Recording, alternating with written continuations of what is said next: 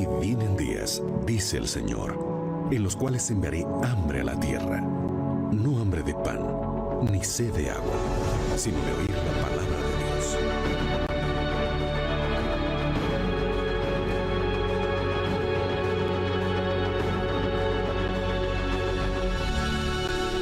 Libertad sin límites, con Joel Flores.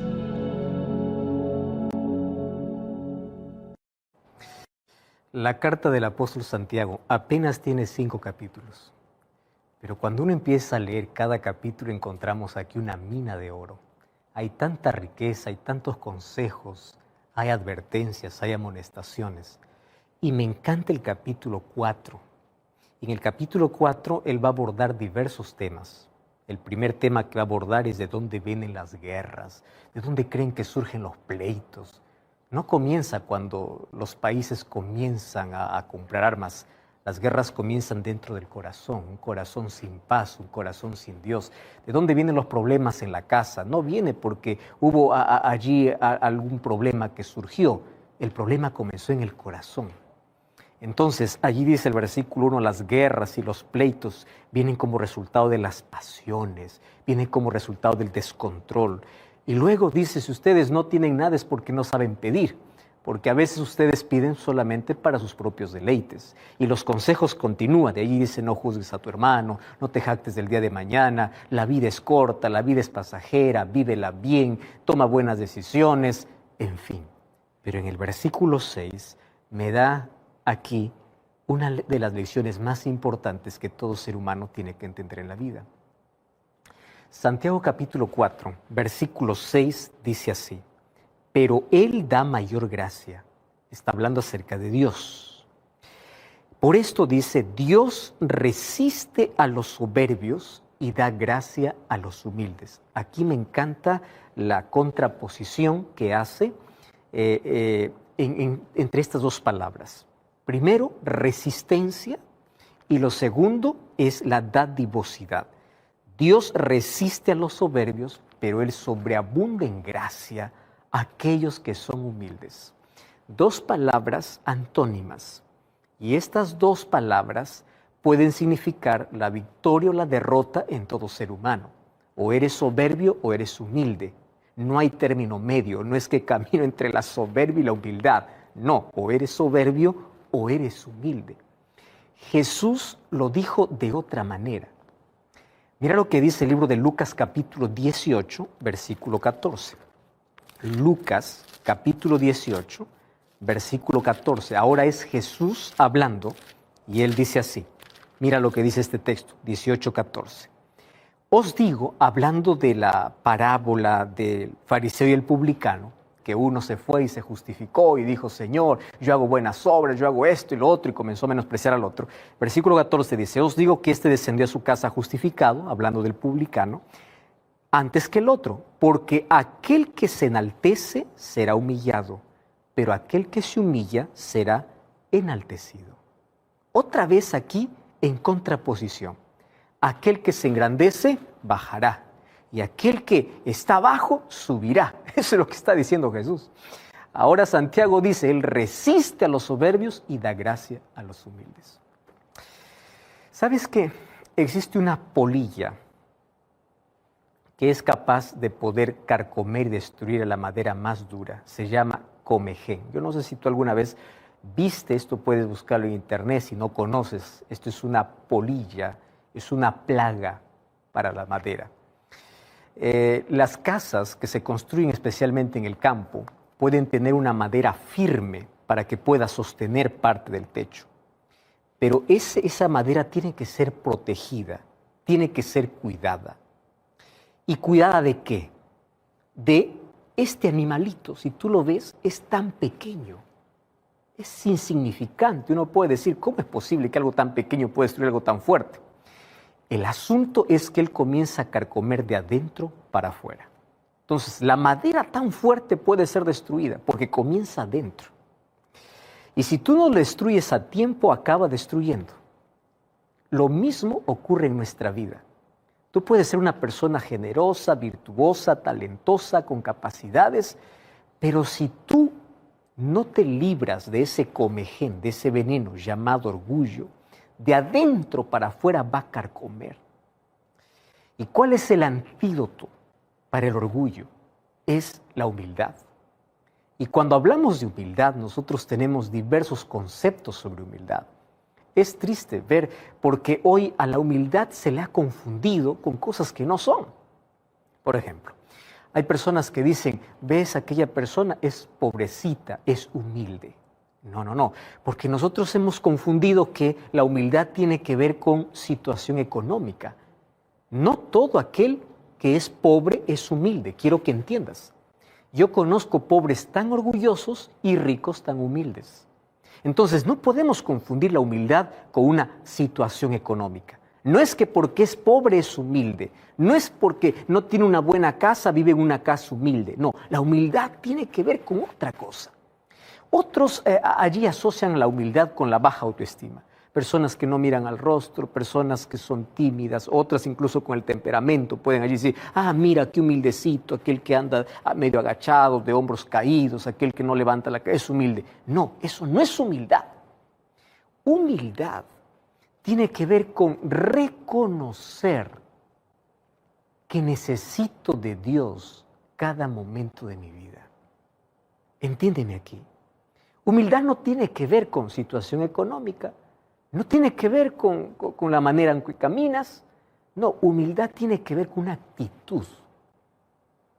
Y todo comienza cuando tú reconoces que necesitas de Dios. Entonces, la persona que vive independiente de Dios, la persona que no reconoce su necesidad de Dios, es orgullosa, porque allí comienza el problema humano. El problema del orgullo comienza allí, de no reconocer a alguien omnipotente, a alguien superior, a alguien a quien correr. El no reconocer a Dios y no tener a Dios en mi vida ya me hace orgulloso, no importa cómo camino, no importa mi situación económica, ya me hace orgulloso. Entonces yo aquí puedo resumir la palabra orgullo con la palabra independencia de Dios. Y mira lo que sucede. Cuando el ser humano no se entrega a Dios, no confía en Dios, ¿dónde comienza a confiar? En sus capacidades, en sus habilidades, en sus destrezas, en las cosas que conquista o que gana en la vida, que logra en la vida. Y llega un momento de decir que, bueno, no necesita de nada, no necesita ayuda, no necesita de Dios, vive lejos de Dios. Entonces el orgullo tiene que ver con la independencia de Dios. Por eso es que el orgullo es tan ofensivo. Y en la Biblia es uno de los pecados más condenados junto con la idolatría. Mira lo que sucede con una persona orgullosa. Salmos capítulo 10. Salmos capítulo 10, versículo 4. Ese texto es impresionante para poder hablar de lo que realmente es el orgullo. Salmos 10, 4 dice así: el malo, por la altivez de su rostro, no busca a Dios. Préstame atención.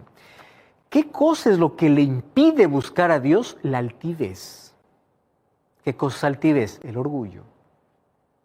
Entonces aquí el perverso, el malo, no es aquel que mata, aquel que adultera. Claro que todo lo que estoy mencionando es pecado, ¿correcto? No está aquí colocando el malo como aquel que miente, hace daño. Y lo que estoy diciendo, claro que es pecado. Aquí malo simplemente es aquel que no busca a Dios. Y ya te diste cuenta que nosotros estamos listos para poder apuntar a todos por sus pecados y etiquetar a las personas. Cuando nos acordamos de alguien, más nos recordamos por su pecado que por su nombre. Y eso es un asunto diabólico. Porque Dios, por más que tú seas pecador, nunca te llama por tu pecado, te llama por tu nombre. Pero Satanás siempre te va a recordar tu pecado para alejarte más de Dios. Y los seres humanos hemos aprendido esa manía, esa mala costumbre de poder etiquetar a las personas. Allí va el estafador, allí va el ladrón, allí va el mentiroso, allí va el adúltero, allí va esto, ahí va el otro, allí. Muy bien. Nosotros estamos apuntando. Ahora la pregunta es, ¿alguna vez a alguien se le condenó por ser orgulloso? Parece que el orgullo es una palabra que está de moda y nos divertimos. ¡Qué orgullo que siento! Me siento orgulloso. Tú no sabes que el orgullo convirtió ángeles en demonios y cerró las puertas del cielo. ¿Me estás entendiendo? El orgullo convirtió ángeles en demonios. Mira lo que dice Isaías capítulo 14. Isaías capítulo 14, versículo 12 hasta el versículo 14. Este es un texto extraordinario. Isaías capítulo 14, versículo 12 hasta el versículo 14. Dice así: ¿Cómo caíste del cielo, oh lucero, hijo de la mañana? Cortado fuiste por tierra, tú que debilitabas a las naciones. Tú que decías en tu corazón: subiré al cielo, junto a las estrellas de Dios levantaré mi trono. En el monte del testimonio me sentaré, sobre las alturas subiré, seré semejante al Altísimo, mas tú serás derribado hasta el Seol. ¡Wow! ¡Qué fuerte! ¿De quién está hablando aquí? Esta es la experiencia, la historia de Lucifer. Entonces, el orgullo, de una manera misteriosa, entró en el corazón de un ser perfecto, de Lucifer. Y fue el orgullo que le llevó a independizarse de Dios para ensalzarse o enaltecerse a sí mismo a tal punto de reclamar la adoración que era exclusivo para Dios. Entonces, mucho cuidado con este asunto. El orgullo es un veneno que contamina, que hace daño, que inmoviliza, que lastima, que paraliza, que mata, que hace perder la salvación. Solo que, claro, el orgullo viene disfrazado de diferentes maneras. Hoy está de moda, ¿no?, la palabra autoconfianza. Yo no estoy diciendo que tú pierdas la autoconfianza, sino hay que ver el equilibrio para ver hasta qué punto el ser humano puede decir: yo confío en mí.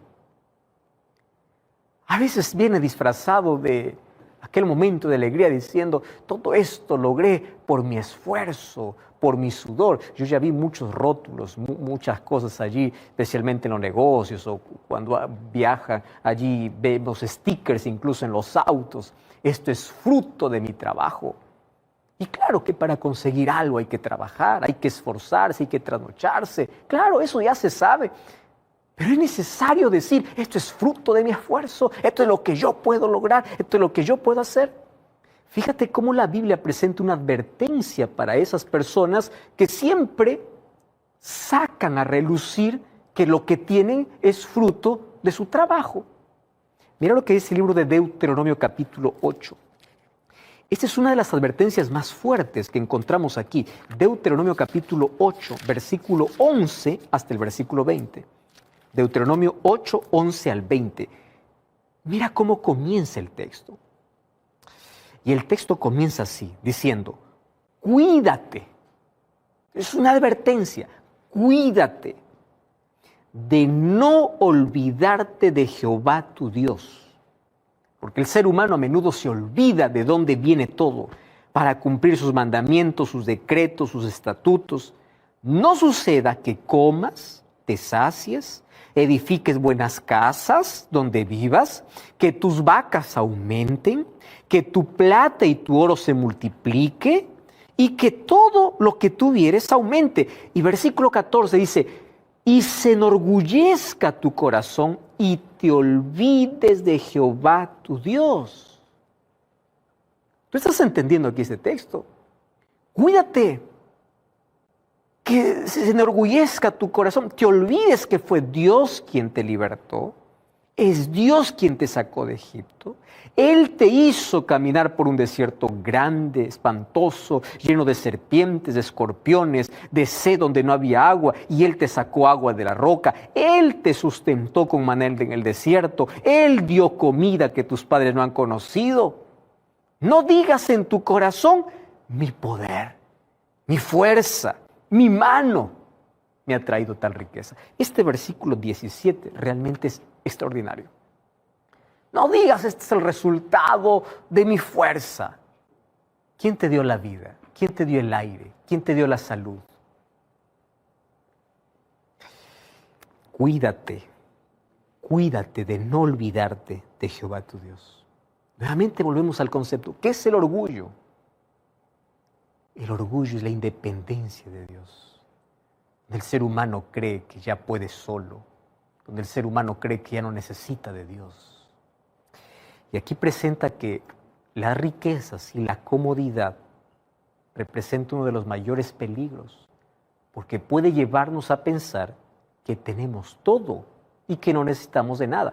Por eso tú ya te diste cuenta que las personas que pasan por más necesidad son las que buscan a Dios. Y a veces Dios tiene que permitir en nuestra vida situaciones así donde perdemos todo y donde lo único que nos quede sea Dios para reconocer quién es Él. Porque cuando tenemos todo, no agradecemos, nos quejamos de todo. Cuando tenemos todo, el ser humano vive tan cómodo y se independiza, piensa que todo lo que tiene es por él mismo, por su fuerza, por su esfuerzo, por su destreza, por su inteligencia, y se olvida de dónde viene todo eso. Tú puedes decir, pastor, bueno, yo no me considero orgulloso. Tú puedes decir, déjame hoy mostrarte algunas características y si tú te identificas con algunas de estas, es hora de parar, es hora de ir a Dios y decirle, Señor, perdóname, yo soy orgulloso. El orgullo es un cáncer que nadie ve, nadie me va a condenar, pero está dentro, me puede destruir. Por favor, ayúdame. Mira, ve, te voy a mostrar algunas características. Primera característica, el orgulloso se enfoca en ver solamente lo malo de la otra persona. ¿Conoces personas así? Solamente está listo para ver defectos, pero es ciego para ver sus propios errores. Por eso es que se cree superior. Tú ya viste personas que están listos allí para apuntar solo los defectos de los demás. No ven el defecto suyo. ¿Quién les colocó de jueces? El orgullo.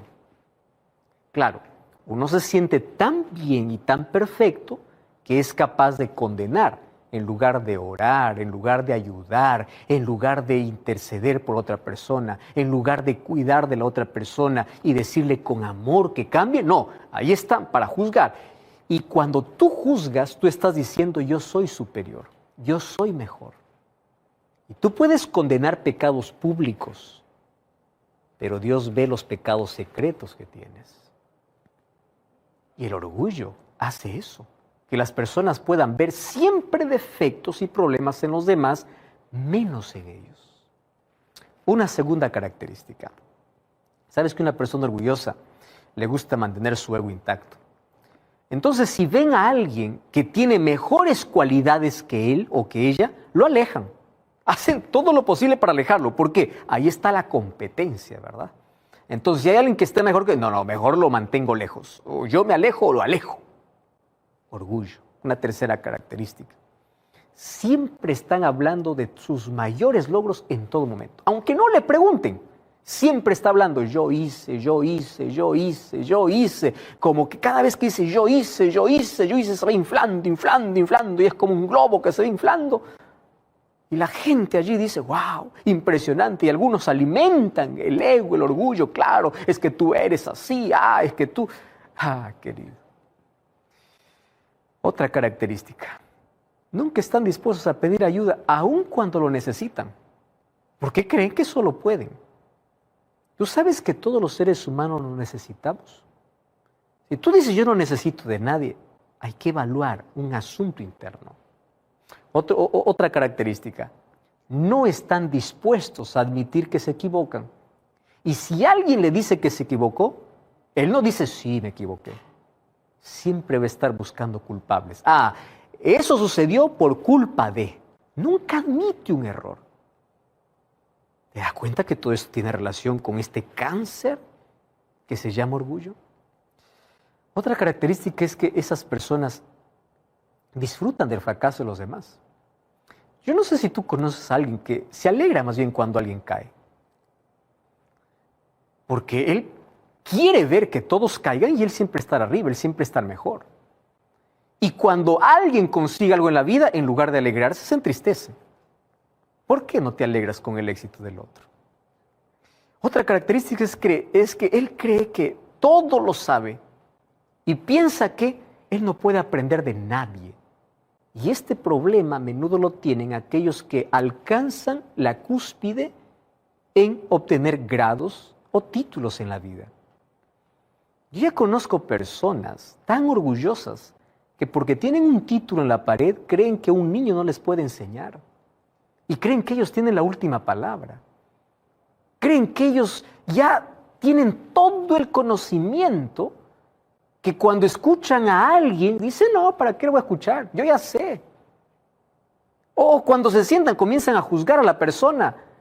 Querido, cuando alguien se coloque delante de ti con la palabra de Dios, no importa si ni siquiera tuvo educación, es la palabra de Dios que se va a abrir.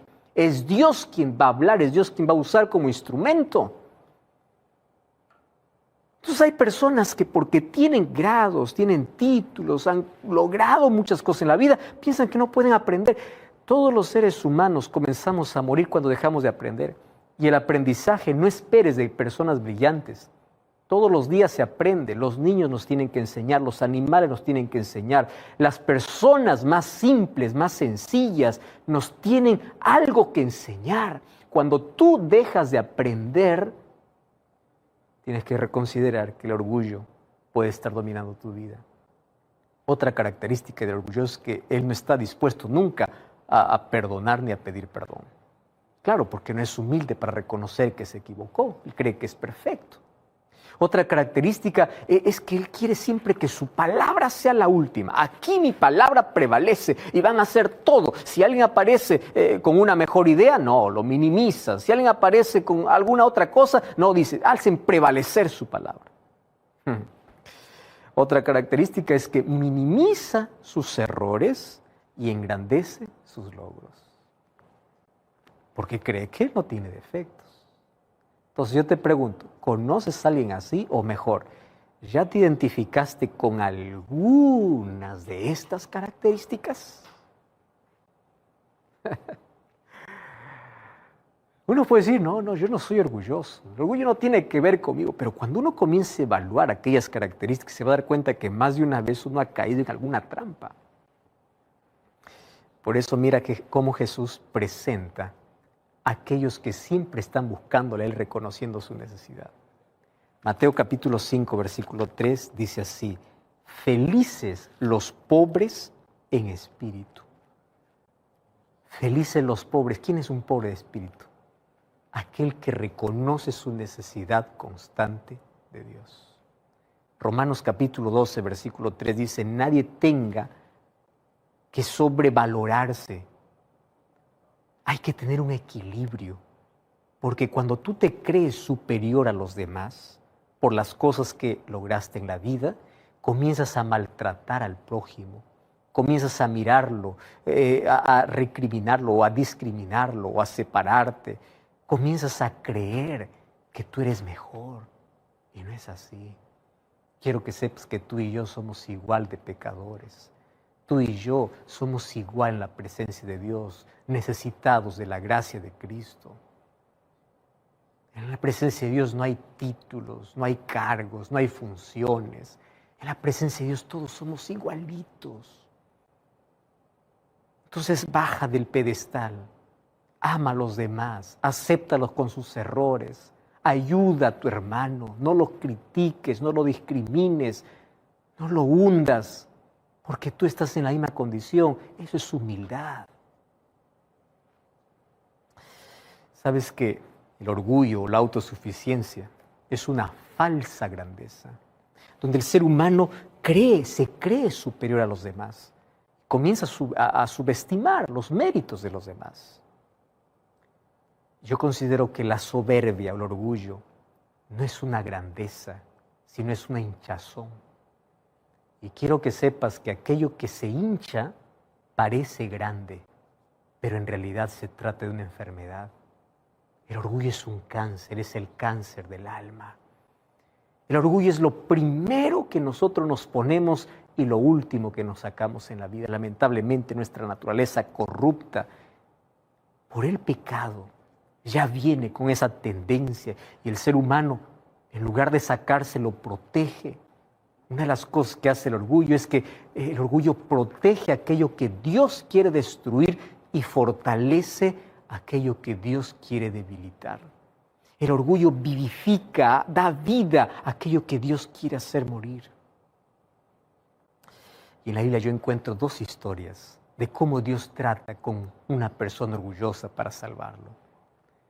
Sabes que a veces Dios tiene que golpear nuestro orgullo. A veces tenemos que caer. A veces tenemos que experimentar situaciones dolorosas para aprender a ser humildes. A veces tenemos que quebrarnos para experimentar cómo Dios puede restaurarnos y levantarnos de allí. La primera historia está en el Antiguo Testamento y es la historia de un hombre valeroso llamado Naamán. ¿Sabes que este hombre era de renombre sobre todo su pueblo? Él era valeroso en extremo, eso es lo que dice la Biblia, pero tenía un problema, y el problema es que él era leproso. Y la lepra era una de las enfermedades más terribles de todos los tiempos. Un día, él va a buscar sanidad y va allá para el profeta, y él tiene que caminar, y mientras él camina para ver al profeta Eliseo, él va cargado de regalos porque él quiere comprar la curación, él quiere comprar el milagro. Entonces él se va, como él es militar, como él es general del ejército sirio, él está acostumbrado a los honores. Él está acostumbrado a que la gente vaya, le reciba, le abrace, le aplauda. Él está acostumbrado a los honores, él está acostumbrado a los títulos, él está acostumbrado a las largas presentaciones, él está acostumbrado a todo aquello. Resulta que cuando llega para Eliseo, Eliseo ni siquiera la atiende. Eliseo manda a su criado y le dice, anda, dile a ese hombre que vaya a zambullirse 7 veces en el río Jordán. Eso es todo. Ni siquiera le recibió el profeta. ¿Tú te imaginas cómo fue herido el orgullo de Naamán? Él estaba esperando grandiosidad. Viene el general del ejército sirio. Esa historia está en el libro de Segunda de Reyes, capítulo 5. Tú puedes leer toda la historia. Entonces allí, él muy molesto, coge todos sus regalos y él quiere volverse a su tierra porque su orgullo fue herido. Pero mientras él volvía muy furioso, uno de sus acompañantes le dice, Señor, hemos caminado tanto para que te vuelvas así, ¿qué te cuesta obedecer? Él dice, no, es que ¿cómo va a mandar al río Jordán? El río Jordán es sucio, yo tengo mejores ríos. Eso es el orgullo, pues no, el orgulloso es así. Yo sé que es mejor, a mí qué me importa lo que el otro diga. Pero era Dios quien estaba mandando por el profeta, porque Dios antes de curar su piel quería curar su corazón. Y quiero que entiendas, a veces Dios quiere primero curar las heridas internas, el cáncer interno, aquel que carcome el alma. Y uno de esos cánceres que carcome el alma se llama orgullo. Y Dios quiere arrancar, y para arrancar, para hacer esa cirugía, a veces tiene que doler. Entonces Naamán, allí resignado, él dijo, bueno, está bien, obedeceré. Se fue al río Jordán. Y ahí estuvo primera, segunda, tercera, cuarta, quinta, sexta. No había resultado, pero eran 7 veces, él tenía que obedecer. Y dice el texto que cuando él se zambulló la 7ª vez y se levantó, su carne, su piel era como de un niño. ¡Wow! ¡Qué extraordinario! ¿Qué cosa es lo que Dios quiere curar? Antes de que Dios pueda hacer un milagro para poder curarte del dolor que tienes, de la enfermedad que tienes, Dios quiere curar tu corazón. Dios quiere curarte del orgullo que te destruye. Dios quiere curarte de la autosuficiencia, de la altivez de espíritu. Dios quiere curarte del egoísmo. Dios quiere curarte de la independencia que tienes de Él. Dios primero quiere curarte aquello que te va a destruir eternamente. Así es como Dios curó a Naamán. Primero interno y luego externo. Así son los milagros de Dios completos. Quién sabe, tú estás orando por una restauración física. Todavía no llega porque Dios está intentando curar tu corazón. Dios está intentando decirte, yo quiero que tú aprendas a depender de mí. Hace tiempo estás lejos. Tú apenas quieres un milagro. ¿Un milagro para qué? ¿Para que te sanes y luego sigas huyendo de mí? ¿O realmente quieres vivir conmigo? Y hay una segunda historia que está en Daniel capítulo 4. Esta es la historia de Nabucodonosor. Nabucodonosor, el rey que hizo que Babilonia fuese el imperio más poderoso de todos. No existió ni existirá un imperio humano más poderoso que Babilonia. La cantidad de oro, la belleza, la arquitectura, la conquista o las guerras que vencieron. No existe un imperio mejor que eso. Pero eso le llevó a que Nabucodonosor crea que él es Dios. Y Dios quiso tratar su problema por mucho tiempo, pero él no se dejó. Dios manifestó su poder, librando a sus hijos del horno de fuego, interpretando el sueño que sus magos no podían interpretar. Y después de tanto tiempo, Dios le enseñó una lección de humildad. Y en el capítulo 4 del libro de Daniel se narra una de las historias más extraordinarias por el desenlace. Esto parece una película, esto parece un guión, mas es la historia de la conversión del rey más poderoso, Nabucodonosor. Y él comienza diciendo: Nabucodonosor, rey a todos los pueblos, naciones y lenguas que moran en la tierra, paz os sea multiplicada. Y me encanta porque el versículo 2 dice: conviene que yo declare las señales y milagros que Dios ha hecho conmigo. ¿En qué momento Nabucodonosor reconoce que Dios hizo un milagro en su vida? ¿En qué momento él se queda maravillado? No porque él vio descender fuego del cielo, no porque él vio salir agua de una roca, no porque él vio una cosa extraordinaria. Cuando él dice señales y milagros, él habla lo que Dios hizo en su vida, lo que Dios hizo en su vida.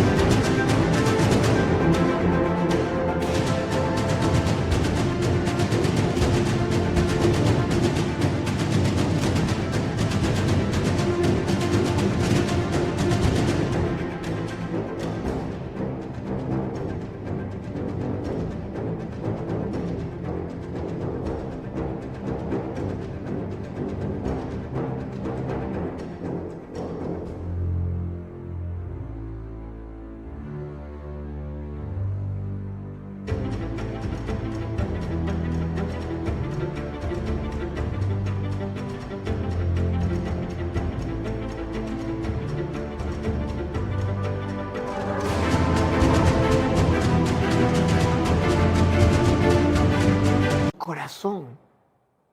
¿Qué cosa es lo que sucedió? Un día él tuvo un sueño, solo que esta vez él sí se acordaba del sueño. Y como siempre llama a todos sus astrólogos, magos, etcétera, etcétera. Recordemos que en el capítulo 2 de Daniel él no se acuerda del sueño, pero en el capítulo 4 él sí se acuerda del sueño. Y esta vez se presenta Daniel, el profeta de Dios. Y él dice: yo soñé un árbol grande, las aves del cielo venían, las bestias del campo estaban allí, hasta que escuché una voz que se dijo: corten el árbol. Y después de un tiempo, Daniel le dice: mira, ese árbol eres tú. Tú vas a tener que ser cortado para que realmente reconozcas si tu corazón se ha cambiado. Y ahí me encanta porque ahí Daniel le da un consejo y le dice: rey, acepta mi consejo, en el versículo 27 del capítulo 4. Redime tus pecados, tus iniquidades, haciendo misericordia para con los oprimidos. Tal vez esto te dé mayor tranquilidad. Pero se olvidó. Pasaron 12 meses, un día estaba paseando en el palacio real, dice el versículo 29, y dijo Nabucodonosor: ¿no es esta la gran Babilonia que yo edifiqué con mi fuerza, con mi poder y para mi gloria? El orgullo. Y fue en ese momento cuando él obtuvo una enfermedad que hoy es conocida como licantropía crónica, donde el rey dejó el palacio y fue a vivir como animal. Las uñas crecieron, el vello creció, comía pasto con los animales por 7 años. Y en esa enfermedad de locura, mira lo que sucede. Un día Dios lo restauró. Versículo 36 dice: cuando Dios me dio la razón me fue devuelta, la majestad, el reino, mi dignidad, mi grandeza. Todos me buscaron, fui restablecido con mayor grandeza. Fue mejor. Pero ¿cuándo sucedió esto? Versículo 34. Al fin del tiempo yo, Nabucodonosor, alcé mis ojos al cielo. Esto es lo que le faltaba. Reconocer que hay alguien más poderoso, que hay un rey soberano. ¿Y sabe lo que dice el versículo 37? Ahora yo, Nabucodonosor, alabo, engrandezco y glorifico al Rey del cielo, porque sus obras son verdaderas, sus caminos justos, y me encanta porque él resume así: Él puede humillar a los que andan en soberbia. ¿Qué cosa es lo que tuvo que aprender Nabucodonosor? Lo que no aprendió en la prosperidad, lo aprendió en la adversidad: a ser humilde, a reconocer a Cristo, a reconocer a Dios. En el nombre de Dios te digo una cosa. ¿Sabes por qué todavía tú no has entregado tu vida a Dios? Porque el orgullo te impide. El miedo, la vergüenza, el qué dirán de las personas. No permitas que el orgullo sea como un cáncer que te destruye, que te acaba.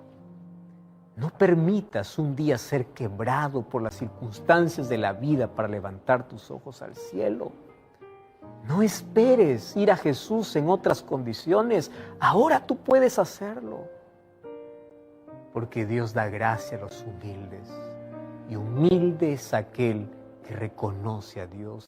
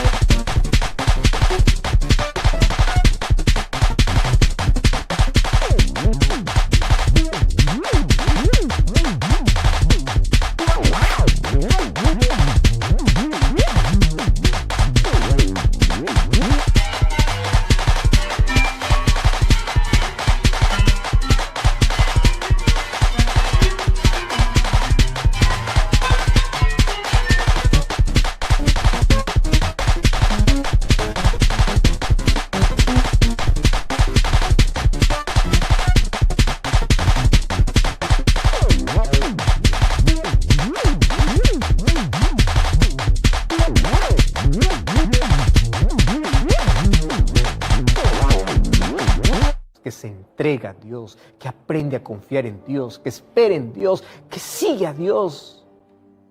Entonces te pregunto, ¿por qué todavía tú no has tomado esa decisión? ¿Y qué tal si yo te digo ahora así? Hoy es el día para abandonar aquello que destruye tu vida, que destruye tus relaciones. Hoy es el día de tu salvación. Hoy es el día donde Dios puede hacer la mayor cirugía, donde Dios puede arrancar lo que está podrido dentro, aquella independencia de Él, aquel orgullo que carcome. ¿Qué tal si hoy permitimos que Dios pueda traer a nuestro corazón la humildad? La humildad de reconocer que necesito de Dios cada momento de mi vida, que no puedo vivir un día sin Él, que cada mañana al despertar lo primero que voy a pensar es ir a su presencia porque necesito de Él. Hoy es el día, hoy es el mejor día para entregar el corazón a Jesús. Hoy es el mejor día para dejar nuestras excusas. Hoy es el mejor día y el mejor momento para decirle, Señor, yo acepto tu salvación. Dios quiere salvarte. Y la salvación que Él te ofrece hoy está disponible. Si todavía no lo has aceptado en tu vida, es porque hay un obstáculo ahí en medio.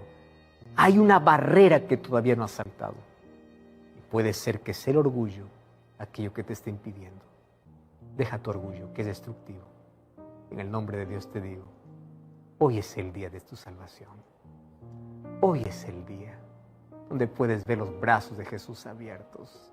Hoy es el día para recibir perdón. Hoy es el día para que sin vacilar, sin dudar, podamos aceptar la gracia que Dios ofrece a aquellos que son humildes. Porque Él resiste a los soberbios, pero da gracia a los humildes. ¿Quieres esa gracia? Mientras mi esposa canta, allí donde tú estás, cierra tus ojos y dile, Señor, yo acepto tu salvación. Acepto en este día. Yo estaré orando por ti.